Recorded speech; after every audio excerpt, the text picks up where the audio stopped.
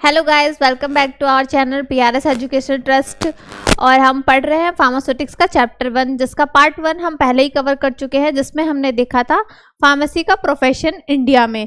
अगर आपको वो फर्स्ट पार्ट देखना है तो मैं लिंक जो है वो डिस्क्रिप्शन में डाल दूंगी, आप वहां से चेक कर सकते हैं। और अब हम कवर करेंगे पार्ट 2, जिसमें हम देखेंगे फार्मेसी एज अ करियर, कि हम कौन कौन से करियर हैं जो कि हम अगर हम फार्मेसी स्टूडेंट हैं या फार्मेसी प्रोफेशनल हैं तो हम कौन कौन से करियर को चुन सकते हैं।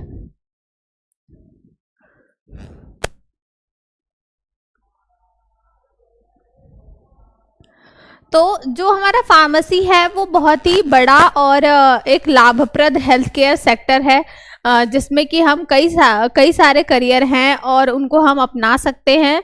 और फार्मासिस्ट जो होता है वो मेनली रोल प्ले करता है हमारे हेल्थ केयर सिस्टम में, ताकि जो भी पेशेंट है जो मेडिकेशन रिसीव कर रहा है वो उसे सेफली और इफ़ेक्टिवली ले।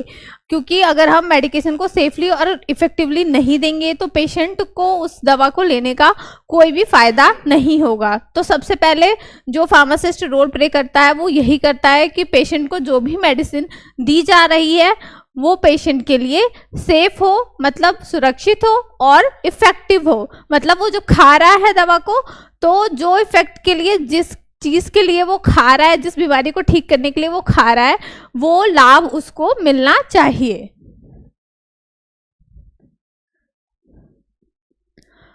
अब हम यहाँ पे देखेंगे, जैसे ये एक फिगर है, इसके थ्रू मैं आपको समझाऊंगी कि हम कौन कौन से सेक्टर हैं फार्मा के जिसमें कि हम एज अपना रोल फार्मासिस्ट का प्ले कर सकते हैं अगर हमने फार्मेसी ऑप्ट करी हुई है। अगर हमने किसी भी, चाहे डिप्लोमा करा हुआ है, चाहे बी फार्मा किया हुआ है, कोई भी कोर्स ऐसा है जो हमने फार्मेसी रिलेटेड की हुई है, तो हम ऐसी कौन कौन सी नौकरियां हैं जिनको पा सकते हैं और जिनमें हम जा सकते हैं।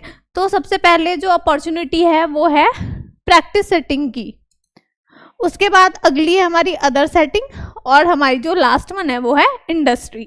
तो फार्मेसी प्रैक्टिस सेटिंग में जो हमारी है वो 3 होती हैं। इसमें हम देखते हैं कि कम्युनिटी की सेटिंग है, दूसरी हमारी क्लिनिकल है और तीसरी हमारी हॉस्पिटल है। तो ये 3 जगहें ऐसी हैं जहाँ पे हम एज अ फार्मासिस्ट प्रैक्टिस कर सकते हैं। उसके बाद जो हमारी अदर सेटिंग्स हैं उसमें हम देखते हैं एकेडमिक्स है, रेगुलेटरी और क्लिनिकल रिसर्च है। और एकेडमिक्स में भी हमारे 2 पार्ट्स हैं, पहला पार्ट है हमारा रिसर्च और दूसरा पार्ट है हमारा टीचिंग का पार्ट है।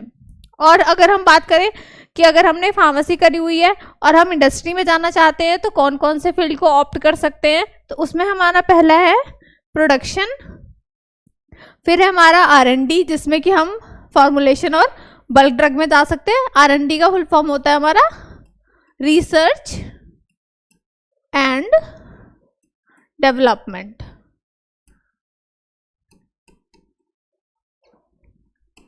उसके बाद इंडस्ट्री में हमारा एक QA डिपार्टमेंट होता है जिसे हम क्वालिटी एश्योरेंस कहते हैं, QC डिपार्टमेंट होता है क्वालिटी कंट्रोल डिपार्टमेंट, एक हमारा पैकेजिंग डिपार्टमेंट होता है, सेल्स और मार्केटिंग डिपार्टमेंट है, और लास्ट हमारा रेगुलेटरी डिपार्टमेंट है।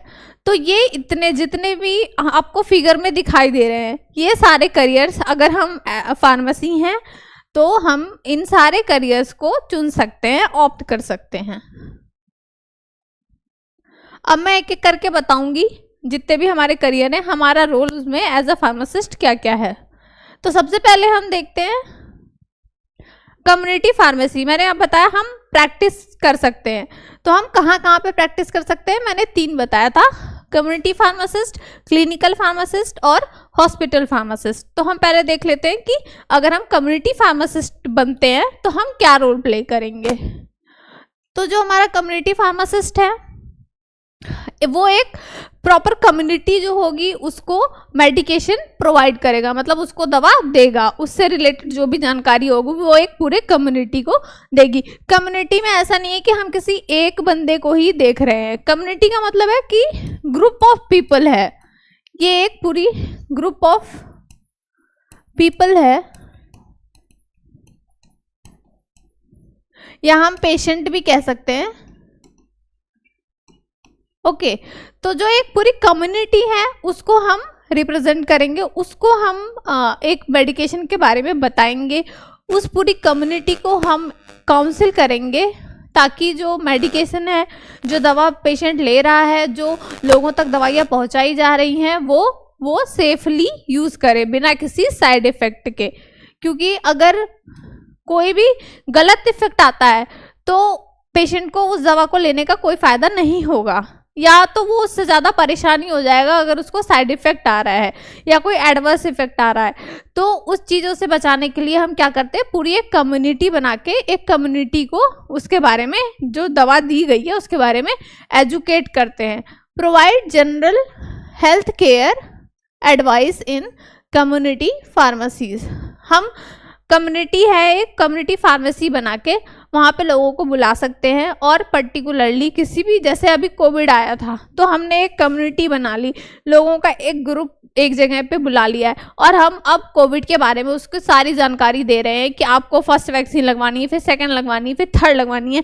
हम उनको ये भी बताएंगे कि क्या क्या इफेक्ट आ सकते हैं इंजेक्शन लगवाने के बाद। जैसे कि कुछ लोगों को फीवर आ रहा था तो लोग पैनिक ना हो जाएं उस सिचुएशन में, तो उस सिचुएशन को बचाने के लिए हम क्या करेंगे कि हम पहले से ही लोगों को उसके बारे में बता देंगे कि अगर आप इंजेक्शन ले रहे हैं तो इसके बाद आपको ये इफेक्ट देखने को मिलेगा। ठीक है, उसके बाद अब हम अगला देखते हैं, क्लिनिकल फार्मासिस्ट।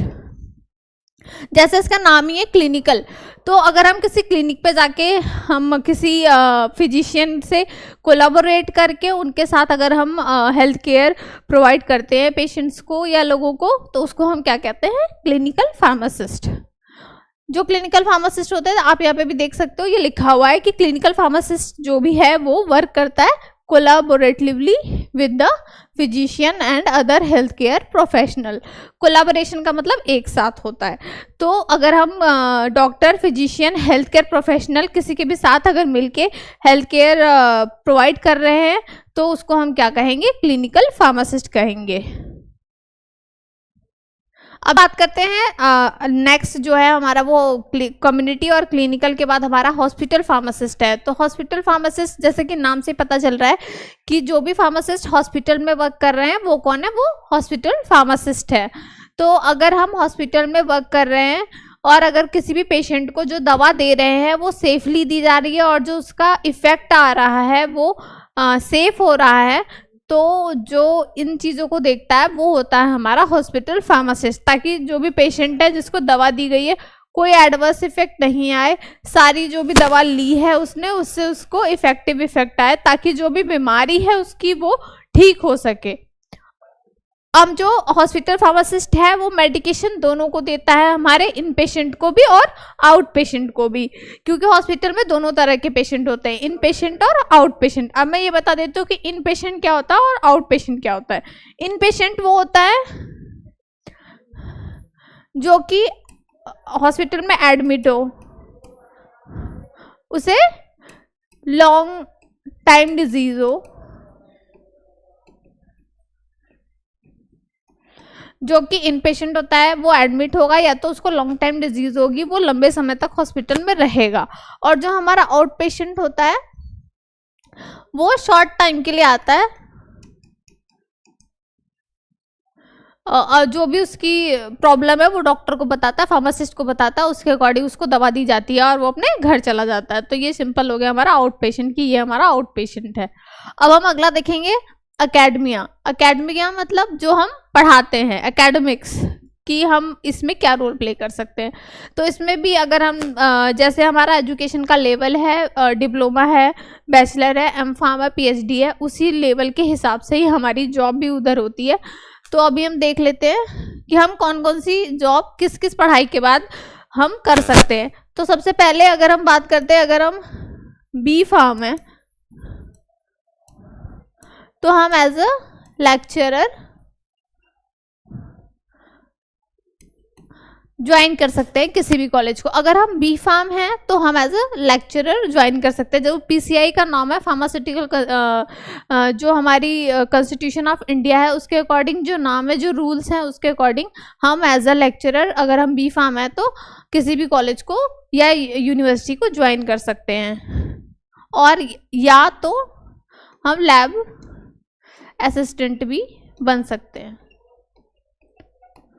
फिर अगर हम बात करते हैं कि अगर हमने एम फार्म करी हुई है तो एम फार्म के बाद हम असिस्टेंट प्रोफेसर की जॉब ले सकते हैं। और अगर हम एम फार्म के बाद अगर हमने पीएचडी करी हुई है तो हम एसोसिएट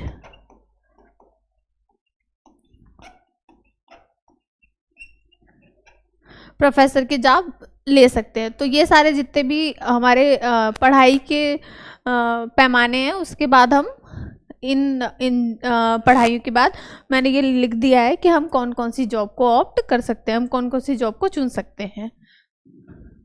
अब हम अगला देखेंगे regulatory affair.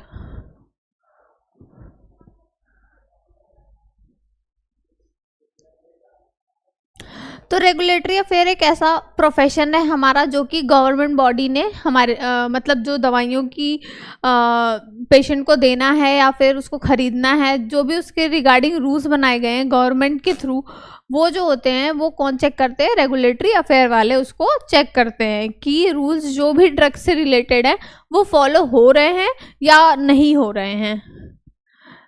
It is a professional developed from the desire of government to protect public health by controlling the safety and efficacy of product in areas including pharmaceutical, veterinary medicine, medical devices etc.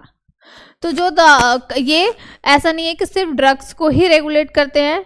अगर pharmaceutical जो भी devices हैं या हमारी जो veterinary medicine है जो animals को दी जाती है वो मेडिसिन या कोई भी फार्मास्यूटिकल प्रोडक्ट हो गया, इन सभी के जो रेगुलेशन होते हैं वो हमारी रेगुलेटरी अफेयर उसको चेक करती है, उसको देखती है, ताकि जो कोई भी ड्रग है उसका गलत यूज़ ना हो। ये सारी जो चीज़ें हैं जिस इन चीज़ों को जो इंश्योर करता है वो हमारा DRA जो कि हमारा होता है ड्रग रेगुलेटरी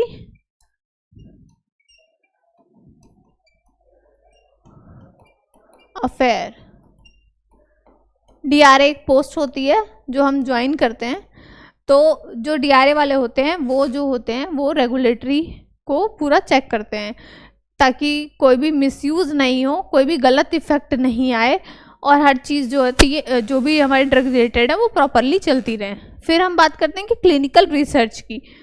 अब हम दवाई अगर कोई नई बीमारी आ रही है या हम जो पुरानी दवाइयाँ हैं उनमें कुछ हम नया बनाना चाहते हैं तो वो हम कैसे करेंगे? क्लिनिकल रिसर्च के थ्रू करेंगे।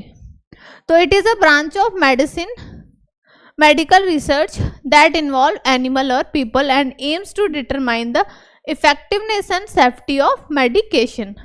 तो ये वो ब्रांच है, अगर हमने कोई दवा नई बनाई है तो हम उसकी टेस्टिंग किस पे करेंगे? सबसे पहले हम एनिमल पे ही करते हैं, उसके बाद ही हम किसी पेशेंट को उसको दे सकते हैं। तो जो क्लिनिकल रिसर्च है उसमें हमने अगर कोई नई ड्रग बनाई है तो उसमें कई सारे फेज़ होते हैं, ट्रायल्स चलते हैं। ट्रायल्स चलने के बाद हम लास्ट जो फेज़ होती है हमारी उसमें हम पहुंचते हैं जब हम उस दवा की टेस्टिंग किसी एनिमल के ऊपर कर सकते हैं। और जब एनिमल के ऊपर उस दवा की जो रिजल्ट्स हैं वो सही आते हैं, मतलब वो उनके ऊपर इफ़ेक्टिव होती है, तभी हम वो ह्यूमंस के ऊपर ले आते हैं। उससे पहले हम अगर क्लिनिकल ट्रायल में कोई भी हमारा जो फेज़ है उसमें अगर हम फेल हो गए तो हम ह्यूमन पे उसका ट्रायल नहीं कर पाएंगे। अब अगर हम क्लिनिकल ट्रायल कर रहे हैं तो इससे हमें ये पता चल जाएगा कि जो हमने ड्रग बनाई है वो कितनी इफ़ेक्टिव है और कितनी सेफ है अगर हम वो ह्यूमन बॉडी को दे रहे हैं।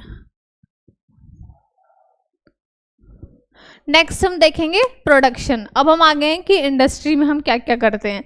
तो सबसे पहला जो मैंने बताया था आपको फिगर में वो था हमारा प्रोडक्शन।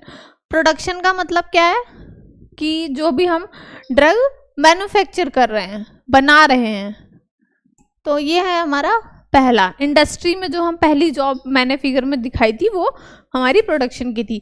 तो प्रोडक्शन जो होता है वो उसे हम क्या कहते हैं? मैन्युफैक्चरिंग डिपार्टमेंट भी कहते हैं। तो ये जो होता है वो डील करता है all stages of pharmaceutical product manufacturing. जितने भी स्टेज होते हैं मैन्युफैक्चरिंग में उन सबको डील कौन करता है? जो ये प्रोडक्शन वाले होते हैं। उसके बाद अब ये बता रहा है कि producing active ingredient to completing finished product. Active ingredient जो हमारी एपीआई है उसके रॉ मटेरियल भी बोलते हैं इसको। तो रॉ मटेरियल के कंपनी में, इंडस्ट्री में आने से लेके जब तक हम फिनिश प्रोडक्ट को पैक कर रहे हैं, इसमें एक पूरा कई सारे लोग इन्वॉल्व होते हैं, और जो लोग इसमें इन्वॉल्व होते हैं वो हमारे प्रोडक्शन के लोग होते हैं। उसके बाद अब हम अगला डिपार्टमेंट जो है वो है हमारा ड्रग फॉर्मुलेशन एंड डेवलपमेंट। अब हम दवा बनाएंगे कैसे? मैंने बताया है कि हम फार्माकोपिया को फॉलो करते हैं किसी भी ड्रग को बनाने के लिए, क्योंकि उसमें उसके रिगार्डिंग सारे रूल रेगुलेशन सब लिखे होते हैं, गाइडलाइंस लिखी होती हैं, उनके फॉर्मूलाज लिखे होते हैं कि हम कितनी ड्रग कितने एक्सिपिएंट के साथ यूज़ कर सकते हैं। तो इन सारे रूल्स को जो हम फॉलो करके एक फॉर्मुलेशन बनाएंगे, वो जो होते हैं वो हमारे फॉर्मुलेशन एंड डेवलपमेंट डिपार्टमेंट वाले होते हैं। जो हमारे ये फॉर्मुलेशन और डेवलपमेंट डिपार्टमेंट वाले हैं, ये जो होते हैं इंडस्ट्रियल फार्मासिस्ट होते हैं, जो कि कोलैबोरेट करते हैं साइंटिस्ट के साथ और एक इफेक्टिव और stable form of a medication बनाते हैं। हमारी कई सारी ड्रग्स ऐसी होती हैं जो कि टैबलेट फॉर्म में स्टेबल होती हैं। ये सबसे ज़्यादा बिकने वाला हमारा डोजेस फॉर्म है, जो कि ईजिली बनाई जा सकती है और ईजिली इसको पेशेंट ले सकता है।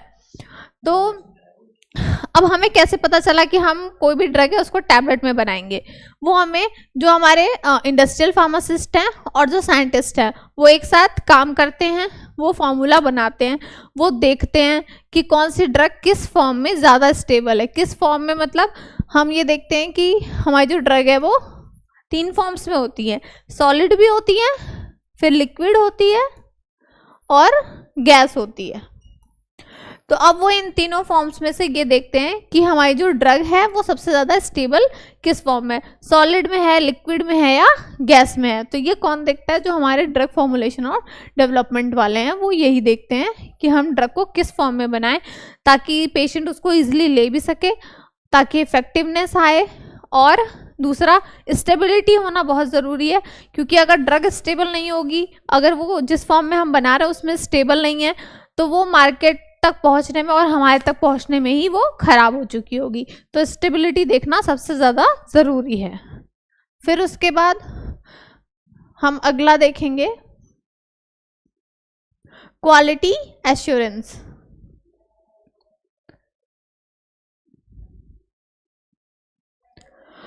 क्वालिटी एश्योरेंस जो हमारा डिपार्टमेंट है उसे हम शॉर्ट में क्यूए डिपार्टमेंट भी कहते हैं। ये जो है, जब हमारी फॉर्मुलेशन बनाई जा रही है उस टाइम पे कोई गलती ना हो उसको प्रिवेंट करता है। आपने सबने सुना होगा prevention is better than cure. तो अगर हम पहले से ही प्रिवेंशन ले लेंगे तो अगर हम कोई भी गलती होने की गुंजाइश नहीं बचेगी। अगर हम ड्रग फॉर्मुलेशन को बना रहे हैं और हमने कोई गलती कर दी तो हमारा बैच जो होता है वो सीधा बैच का बैच डिस्कार्ड हो जाएगा और उससे कंपनी को लॉस होगा। और अगर गलती से वो गलत बैच कहीं मार्केट में पहुंच गई और फिर वो पेशेंट तक पहुंच गई, तब ज़्यादा प्रॉब्लमेटिक हो सकती हैं चीज़ें। तो जो ये चीज़ें जो भी हमारा प्रिवेंट करने वाला जो सिस्टम है वो हमारा इंडस्ट्री में कौन देखता है? क्यूए डिपार्टमेंट देखता है। ये जो एम करता है to build a quality management system throughout the entire product life cycle from development to manufacturing and distribution. तो जो हमारा क्यूए डिपार्टमेंट है वो क्वालिटी मैनेजमेंट सिस्टम बिल्ड करता है ताकि जो एक एंटायर प्रोडक्ट लाइफ साइकिल है, प्रोडक्ट वही एपीआई के आने से लेके प्रोडक्ट के पैक होने तक के बीच में कोई भी गड़बड़ी ना हो, उसको प्रिवेंट करने का काम कौन कर रहा है? हमारा क्यूए डिपार्टमेंट कर रहा है। अब इसका अप्रोच क्या है, हम इसको क्यों यूज़ कर रहे हैं? Design processes establishes standard and develop guideline to prevent defect from the occur. ये जो हमारा डिपार्टमेंट है ये एक प्रोसेस डिज़ाइन करता है, इस्टेब्लिश करता है स्टैंडर्ड्स को और गाइडलाइंस बनाता है ताकि कोई भी गलती ना हो। अगर गलती होने के चांसेस है तो हम उसको पहले ही दूर कर सकें, मतलब प्रिवेंट कर सकें। अब हम अगला देखेंगे हमारा क्यूसी डिपार्टमेंट, जो कि हमारा quality control department. Quality control department का काम क्या है, जैसा इस पे दिख रहा है, फोकसेस ऑन डिटेक्शन। अगर कहीं कोई गलती हो गई है तो हम उसे डिटेक्ट करते हैं, मतलब ढूंढते हैं कि अगर कहीं प्रिवेंशन के बाद भी, अगर क्यूए डिपार्टमेंट के बाद भी कहीं कोई गलती हो गई है तो उसको डिटेक्ट करने का काम कौन करता है, जो हमारा क्वालिटी कंट्रोल डिपार्टमेंट है। ये इंश्योर करता है जो फाइनल प्रोडक्ट है वो एस्टैब्लिश क्वालिटी स्टैंडर्ड को मीट करे। जो भी हमारा क्वालिटी स्टैंडर्ड बनाया गया है क्यूए डिपार्टमेंट के थ्रू, उसको इंश्योर करने का काम कौन करता है, जो हमारा फाइनल प्रोडक्ट बन गया है उसमें जो क्वालिटी है वो क्वालिटी स्टैंडर्ड के हिसाब से है या नहीं है, या उसमें कोई गलती हो गई है, इसको डिटेक्ट करने का काम हमारा कौन करता है, क्यूसी डिपार्टमेंट करता है।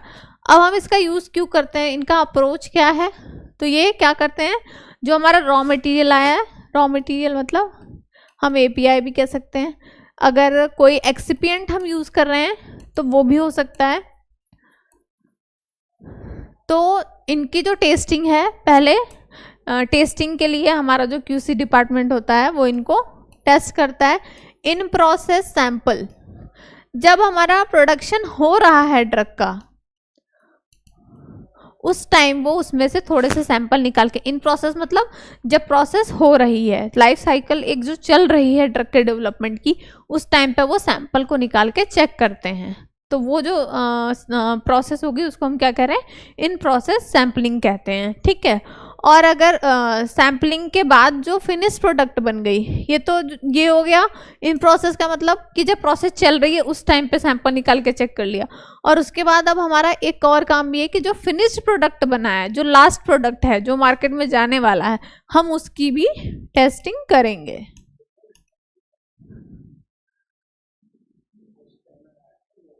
उसके बाद अब हम बात करेंगे पैकेजिंग की, क्योंकि अब हमारी यहाँ तक हम हो गए हैं कि हमारा ड्रग फॉर्मुलेशन बन गया है, डेवलप कर लिया गया है, उसको फॉर्मुलेट कर लिया गया है। अब क्यूए क्यूसी डिपार्टमेंट ने अपना काम कर लिया है और हमारा जो ड्रग है वो फिनिश हो चुका है, मतलब वो प्रॉपरली बन चुकी है, उसमें कोई डिफेक्ट नहीं है और हम अपनी प्रिवेंशन गाइडलाइंस को फॉलो करते हुए उसको प्रॉपरली बना चुके हैं।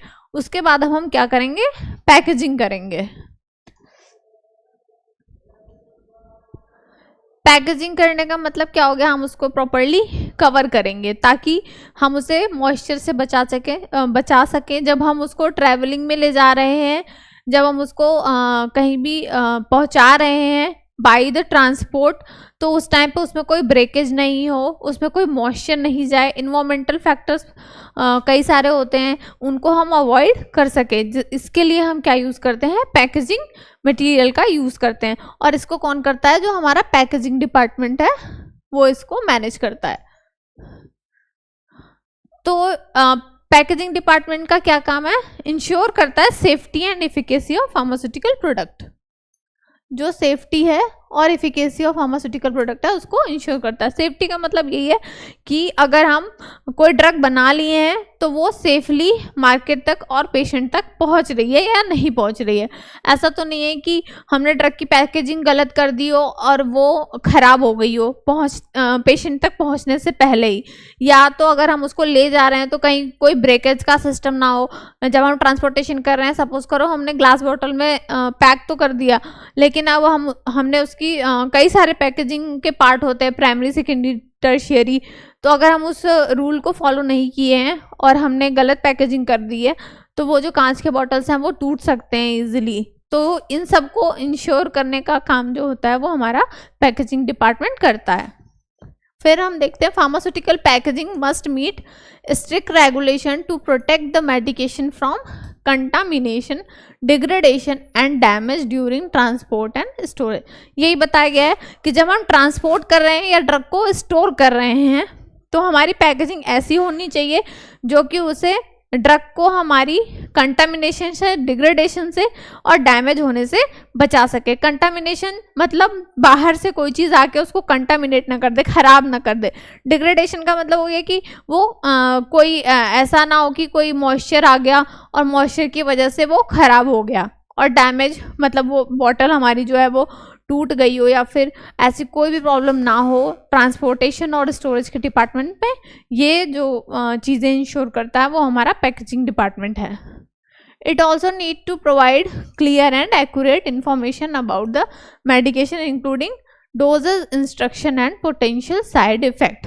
अब हम पैकेजिंग कर रहे हैं तो पैकेजिंग में एक प्रॉपर इंफॉर्मेशन पेशेंट तक पहुंचाना कि उसको कैसे दवा लेनी है, कितनी डोज में लेनी है, और अगर वो रखेगा कहाँ पे, जो स्टोरेज कंडीशन है, और हमें किस चीज़ क्या साइड इफ़ेक्ट है अगर कोई है उस दवा की, तो ये सारी चीज़ें जो होंगी वो पैकेजिंग मटेरियल पे लिखी होनी चाहिए. अगर आप कॉमन बात करोगे, अगर आप कोई भी सिरप की बोतल देख लो तो उस पर लिखा होता है कि प्रोटेक्ट फ्रॉम सनलाइट.